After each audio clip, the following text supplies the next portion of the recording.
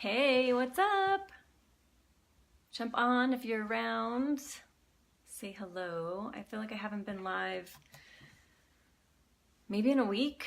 I was on a retreat this past weekend with my mentor and other women in my mastermind group that was amazing. I wanted to share some of the work that I've been doing and also share how if you actually don't do the work and think you're doing the work, it doesn't do anything, which is my new awareness I had this weekend. Was I was doing the work, but I wasn't doing it at a deep enough level, which is why it wasn't working. So I'm going to share this with my group and then we'll get started. So if you're around, say hello. Oops. All right, so the archetypes are not new, actually. Been around forever. They're a big part of mythology, and they're actually used quite a bit in counseling and therapy and coaching.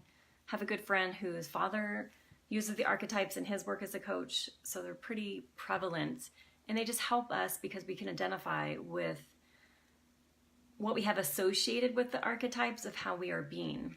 So that's where the archetypes come from years and years and years of mythology. And again, they're used because they activate in us pretty quickly what we associate with those archetypes. So the fear archetypes are the child, the victim, the saboteur, and the prostitute. And that's what I want to talk about a little bit today, is how those fear archetypes end up running your business or your life.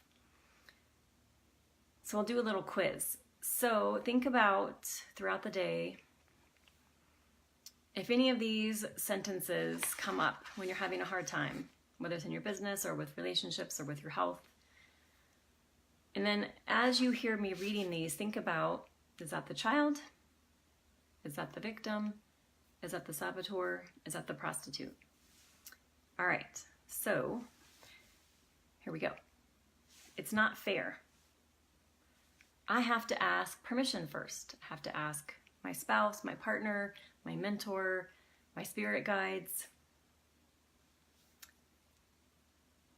If I don't behave, follow the rules, then I won't get approval, or I won't be accepted. I can't. I would, but I'm dealing with a crisis right now. I would, but what if what happens last time happens again? I need time to think about it. I just don't know. It doesn't make sense. And I'll do it someday.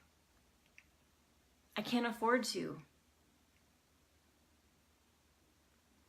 I'm willing to compromise in order to stay safe.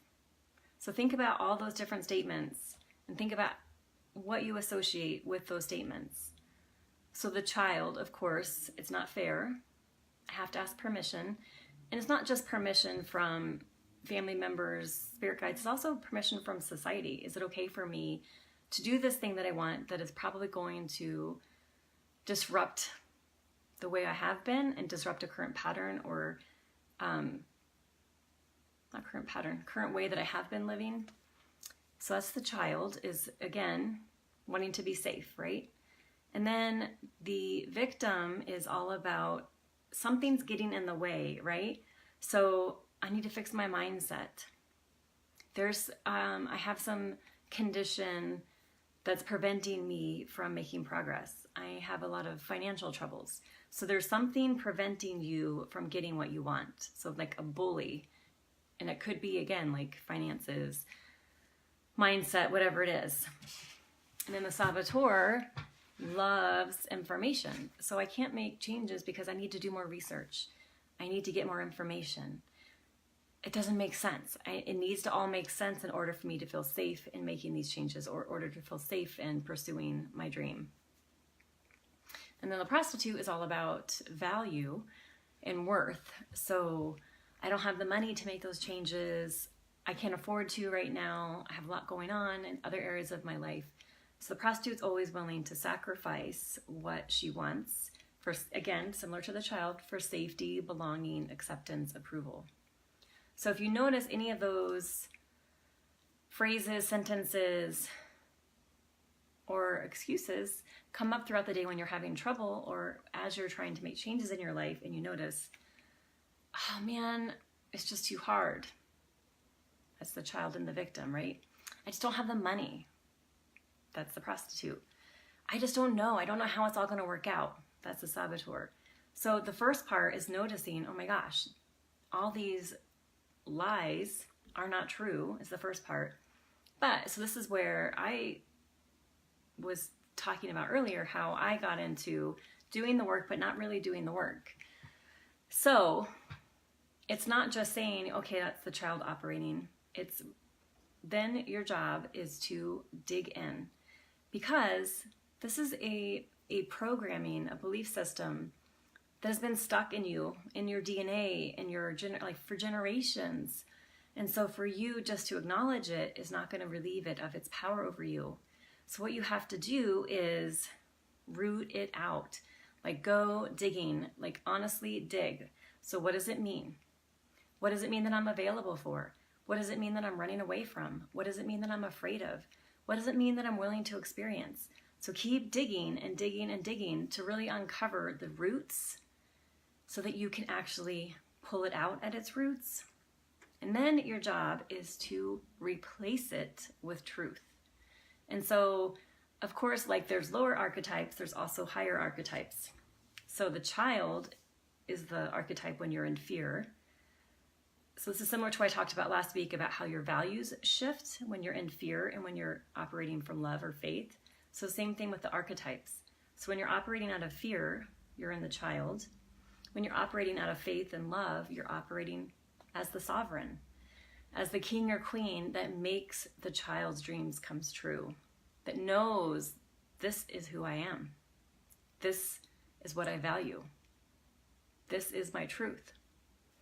For the victim and the fear archetype, what rises from the victim in love and faith is the warrior. So this is what I am willing to fight for. I will sacrifice everything, anything that gets in my way. This is what I stand for.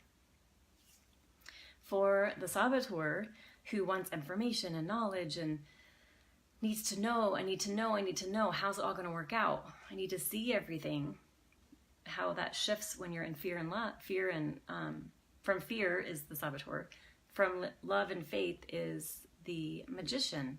Because the magician doesn't need to see how it's all going to work out. It doesn't need to see exactly the path ahead. It doesn't need proof. The magician activates the imagination, which creates something out of nothing. And then the last one, the prostitute, who is obsessed with not having enough money, I can't afford it, really stuck in attaching to approval and acceptance and validation. So that's in the place of fear, of staying safe, not disrupting anything. And then when you activate from a place of love and faith, that's when you activate the lover.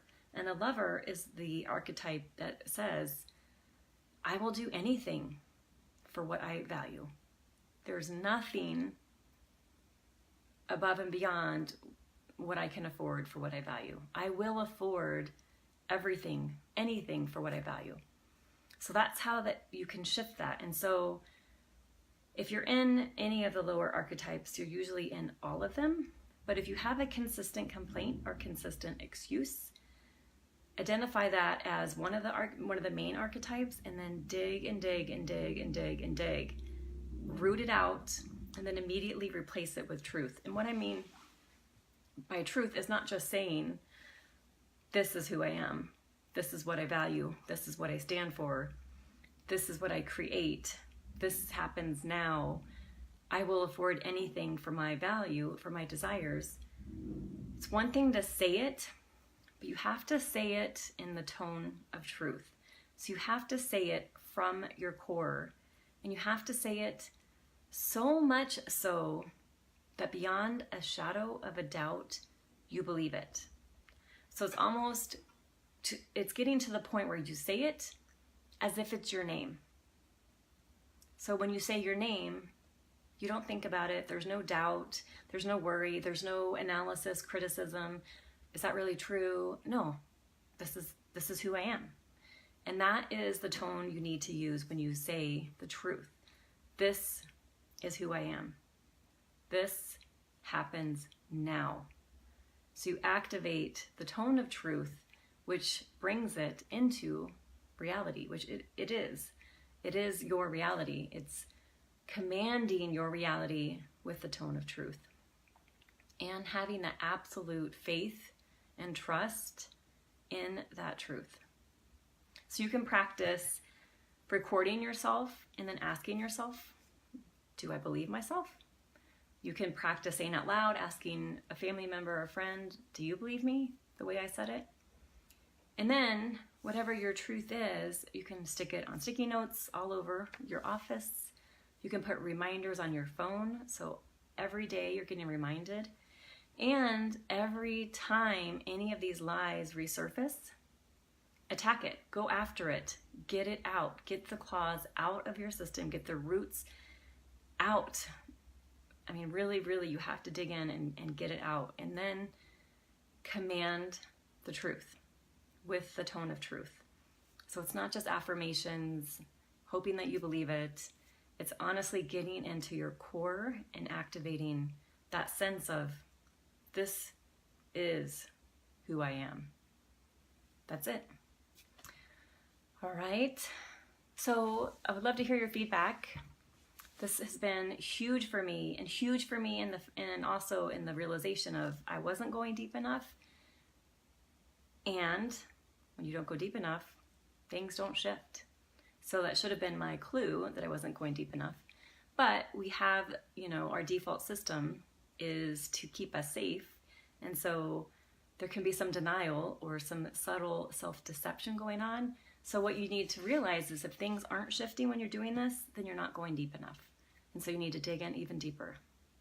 And also, not just dig in even deeper, really check yourself. Do you fully believe when you recite the truth, when you command the truth, when you declare the truth?